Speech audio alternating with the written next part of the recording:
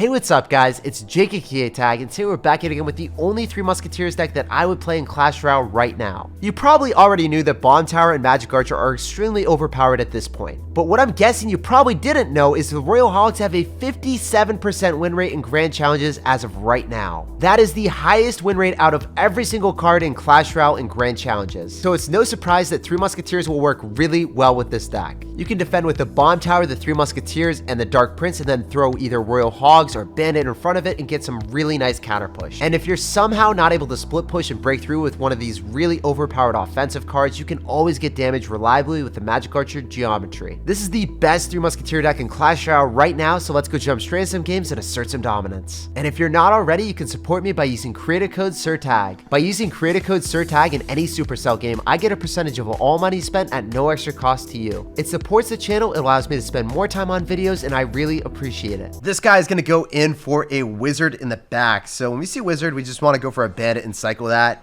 Make sure it's not too close to the ice golem so he's not able to splash everything at the same time. Dude, why you got to do that to me? Why you got to go in for the Harry Potter and Barbarians to body block? So this is going to be a sad time. Those wizards. Oh my gosh, he's going to freeze me. No, not like this, brother. Not like this. I can't believe that. I can't believe how I just got assaulted by that wizard. That was not a good time.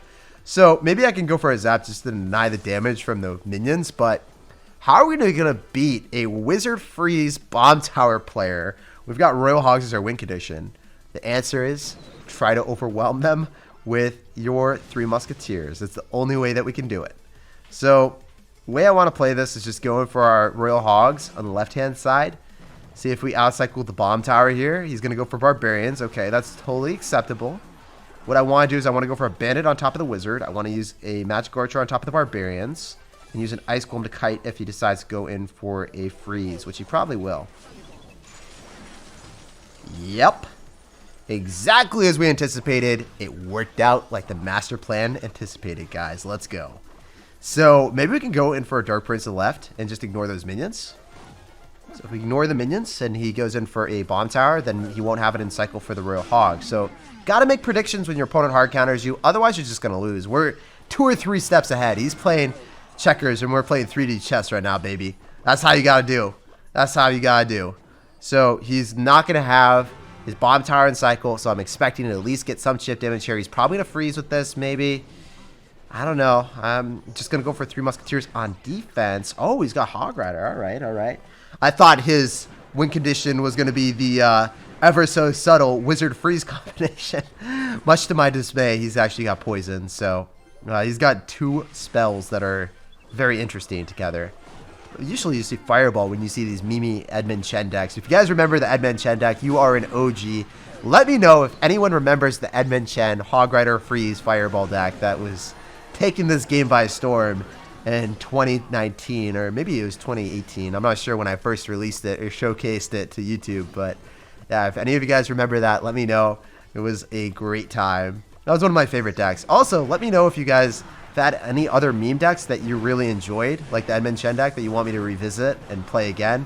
I like this deck a lot because people just don't expect Royal Hogs plus 3 Musketeers because 3 Musketeers are such an off-meta win condition. I'm so happy we came back after he asserted dominance all over me with that wizard freeze early on. I was not expecting that, and that destroyed my entire life. I'm going to go for bandit in the back to see what's up. This guy's going to go for an ice wizard, so it might be graveyard control with bomb tower.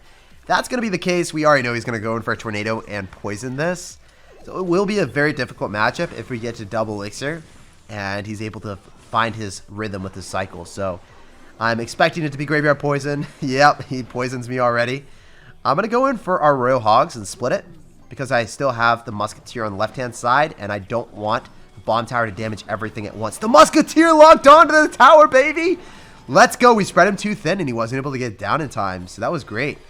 Oh, he's going to graveyard me. Okay, that's not a good time. I'm going to try to kite the knight to the opposite lane as quickly as possible so then the tower retargets onto the graveyard skeletons. I'm not going to go for a zap because I already spent so much elixir. As you guys can see, we have abysmal counters to everyone that has graveyard in this universe. But he cycled his knight and he's only going to have Barb Barrel, so we'll see if he cycles it quickly enough or the bandit will lock onto the tower. I think he missed it. Yep. Really, really clean stuff. That's good. I usually want to go opposite lane, so that bandit allowed us to start switching sides now. I can cycle my 3 Musketeers here, and I noticed, hey, he doesn't have Knight in cycle, therefore his only reasonable counter, because since he cycled his Ice Wizard, was going to be the Barb Barrel. Because Barb Barrel is difficult to time, sometimes they mess it up, especially if they're low on Elixir. And this guy botched it, didn't drop it in time, and we got a lot of value. So he poisons, I can go in for Royal Hogs again. One Musketeer will die, but then he has to spend more Elixir. Oh man, yep, Bomb Tower. Muskie is still staying alive. He drops his Knight, so that means that maybe we can outcycle in part 2. We'll have to wait and see on that end. I want to go for a Magic Archer here because I want to be able to get more counter push than just dropping an Ice Golem. And I'm thinking if I go in for a Dark Prince here, go in for a Bandit on the other side, you can't really use Barb Barrel on both of them, right? So that Dark Prince is maybe going to get a hit on the right-hand side because we spread him so thin. Yeah, this is how you play bridge spam. You don't go same lane as your opponent when you know that they have... Oh, man. You got to be like that, man. I can drop all my 3 Musketeers in one lane and zap this. And he's going to poison, but we'll be able to shut it down, and he's not going to be able to take our tower. So that was this is the most important thing, just being able to stay alive in this situation. That was so unfortunate that he did that to me. But yeah, I'm hoping that he goes and drops Knight down the middle or something that we can... get value with a Magic Archer. I'm just hoping that he drops a Knight here. Really, really badly want to see a Knight. Maybe we can push it back with an Ice Golem and then get a Magic Archer. Oh, that would be so sick. Imagine he dropped it at the same time. We push it back and then we Magic Archer connect. Still can get a Magic Archer connect here and we can zap. So I'm going to go for Royal Hog so we can keep the Magic Archer alive a little bit longer. Then we're going to zap. And that Magic Archer might win us the game, guys. I just need one more hit. Let's go!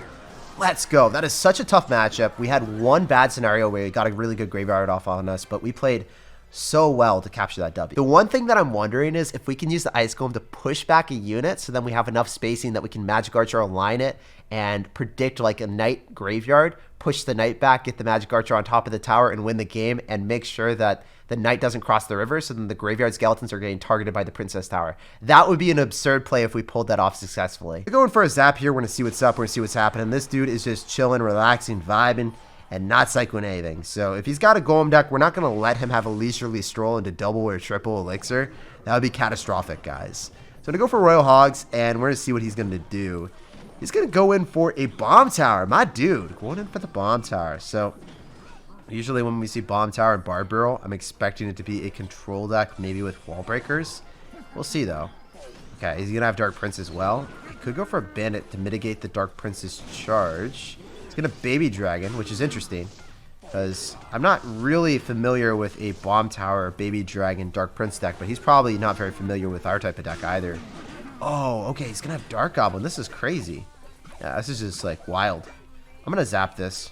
It's going to get a hit, but it's not too bad. I'm going to save the Ice Golem in case I need to kite things to the opposite lane. Ice Golem was been the same Elixir as the zap, but yeah, I would have had to sauce out the zap anyway on top of this, and then I wouldn't have the Ice Golem counter pushing with our Royal Hog, so I think it's better to do it this way. So what I want to do is I want to go for a Royal Hogs and then line everything up with the Magic Archer if possible. I think that will walk into alignment, so we get 1 or 2 hits. 2? Okay, 2 is really good. We take that. And we kill the Mega Minion. So for a -1 Elixir trade, we get 2 hits on the tower, and we force out a Baby Dragon. So overall, a beneficial investment for us with that Magic Archer, and that's how you have to look at it. Hey, Magic Archer didn't give us game-ending damage, but that was a nice amount of chip damage that baited out 4 Elixir for an even cost trade, and we were able to kill a Mega Minion on the map. So overall, I would give that around 6 worth of Elixir of value, just because we got the hits, didn't kill the Baby Dragon, but baited it out. It's pretty good. We're going to go in for an Ice Golem here, and of course, we see the Golem Bomb Tower deck when we're running Royal Hogs. Have you guys ever seen a Golem Bomb Tower deck? Is this just absurdly unfortunate luck? I think it might be. Anyway, we're going to go in for a Bomb Tower on defense here, and we need to get back to a Dark Prince, and if that locks onto the Muskies, we'll have to... Okay, you Lightning. That's even better. That's fine. I mean, you probably also haven't seen a Bomb Tower 3 Musketeer deck. Does this mean that 3 Musketeers are really weak and Bomb Tower's OP? I think when you start seeing the combination of Bomb Tower in every single deck, you might want to take a look at it and nerf it. Maybe. Maybe, just maybe. He's going to go in for a Bomb Tower here, and we don't have Earthquake, so it's just going to shut it down, but maybe we can outcycle him eventually. I'm hoping that our situation will be better when we can stack up a whole bunch of stuff near our 3 Musketeers, so when he lightnings, he won't be able to break through.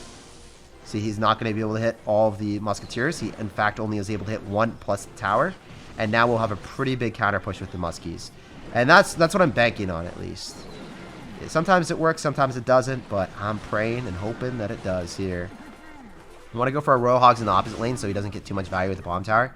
Just going to go straight up for a Golem, and I think there's no way. There's no way you have elixir for the bomb tower. It's like, wait, there's no way that he's going to be able to afford that, right? I don't think so. Gets back to it still. Wow. But he still is really low on elixir now. And that is going to be a bandit dashing all over everything that you hold dear in your life. So, that's cool. Start our 3 Musketeers soon. I think we started in the back and make a pretty big push. Or we can go bandit and outcycle his bomb tower. That's also cool because there's no way he's back to bomb tower in time. So that's going to lock onto the tower with the bandit also going on him. And that's so much damage with the bandit on the right that we could win this game, guys. Triple elixir is here. It's just going to go in for a straight up lightning on the 3M, which is good. But it's fine for me. Didn't have bomb tower in cycle, so he'll have it in cycle for the next one. He's going to lightning and go in for a golem now, so he's going to bandit. I'm going to go for an ice golem so we can body block and zap. Oh, okay. He's trying to bomb tower on offense. Really aggressive play. Don't think that breaks through. With the bomb tower, ooh, the Dark Prince, dude. The Dark Prince needs to die right now. That bomb tower needs to give us more value. Go for Magic Archer. I'm going to go in for a bandit. I think we win the game. Yeah, there's no way he has elixir for that. GG. Peace out. I can't believe he went for a bomb tower on offense. He wasn't going to be able to cycle back. So we defeated a bomb tower golem deck. Wow. I really think that bomb tower needs a nerf because you're seeing it in 3 Musketeer decks. You're seeing it even golem decks now. Let's go for bandit in the back as our starting play. See what's up. See what's happening. If he doesn't respond, that's really good. That is a superb amount of elixir for free that this guy just was like, wait, what do I do? He goes in for Royal Hogs right into a Dark Prince. So he could very well have a similar deck to us. And we get a connection. I was like, wait, is he AFK? No, he's not. He's got King Tower activation with Tornado, so was not anticipating that from my kind sir here. Royal Hogs are going to give us a lot of value and pull back the mini P.E.K.K.A. That could be trouble if he drops something in front of it. Otherwise, we're just going to go for Magic Archer because it gives us better counter push than an Ice Golem, and it still goes in the lane that we want, so he's going to have to dedicate elixir towards that. And we are up quite a bit, so if you guys give yourself the opportunity to go in for the Dark Prince on defense against Royal Hogs, you get more counter push from it. Usually, like, units opposed to dropping bomb tower is something that I would advocate for defending and then trying to counter push in single elixir, because if your opponent overcommits, then you can get a really nice counter push. So, for instance, I am given the choice, do I want to go bomb tower or do I want to go Dark Prince here? The Dark Prince gives me offensive utility after it defends these Royal Hogs, and he might not be able to defend that. So I'm going to bank a lot of damage on that. He's going to get more value, but in the long term, it's better. I'm not going to go for a bandit. I'm just going to go for Royal Hogs to go pull back the mini pack. It doesn't even hit. That was exquisite timing for us. Feels good, man. And I think that we could win this game. We're in a really good spot. He might have Earthquake, but he's got King Tower activated, so he is able to shoot down the piggies a little bit quicker. All right. I mean, we're in a good spot. We're up 800 damage, but this could very well go to a 1-1 situation. And in that situation, we are up damage on the left-hand side too. So game's definitely not over. Still in contention, but I'm thinking that our best bet is to finish it off with Magic Archer chip. And if he has Earthquake, we need to rely heavily on Magic Archer as well on defense. I think he might, yeah, this is not good. So Earthquake allows him to break through and get damage. So I need to still break through. This game is not mine just yet, because he's not going to drop anything in alignment, allowing the Magic Archer to connect. He's going to tornado everything back, and the Royal Hog shouldn't get any damage here. Yeah. I want to just go in for 3 Musketeers and split 2 of them in the other lane, so when he goes in for the Royal Hogs, we have more firepower there. If he wants to go opposite lane, that's fine, because then he has to make a huge push, and that's not going to really be beneficial for him. He went balls to the walls and tried to make a huge push there, but I knew that I just didn't want to give him chip damage on the left-hand side, and if he tried to go all in on the right, it wouldn't surmount to anything substantial. So I just want to play pretty aggressive with the Royal Hogs, going for a Dark Prince off to the side, just in case he tries to go in for a snowball or something. Otherwise, we'll walk away with a W. GG, well played, and peace out, Girl Scout. Pleasure playing against you and asserting dominance. Oh my gosh, he's going to get 3 crowned. You can't do that. You can touch my tower, though. I'll let you do that, sir. Oh, no! I thought he just had freeze. Why? That was like the stock market crash, guys. It just went away. Where'd all my elixir go? I'm gonna go for Bandit in the back and we're gonna see what's up. This guy is not cycling anything. Then he goes in for a baby dragon. So if we can get an ice golem, time that, so then the tower is gonna be shooting the baby dragon. And the baby dragon only hits the ice golem and not our tower. Please don't hit our tower and birth a baby dragon bell right on top of that and give you a whole bunch of extra chip damage. Oh man.